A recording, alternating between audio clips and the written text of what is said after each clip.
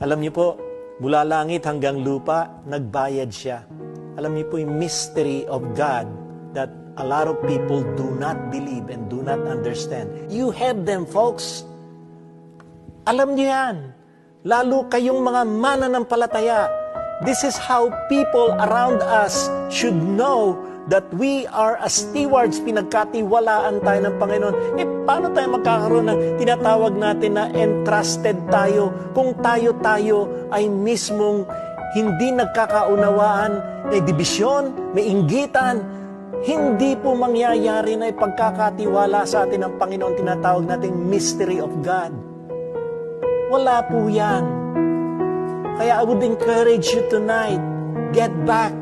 Kung kinakailangan nyo bumalik sa foot of the cross, get back on the foot of the cross.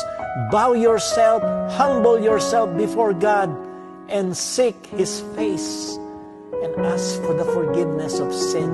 God is faithful and just to forgive you, forgive us, and cleanse us from all unrighteousness.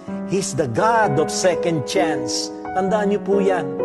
Hinding-hindi magdadalawang isip ang Panginoon kung tama po ang puso natin, kung tama ang ating iniisip, at kung tama ang panguunawa natin kung sino po siya sa buhay natin.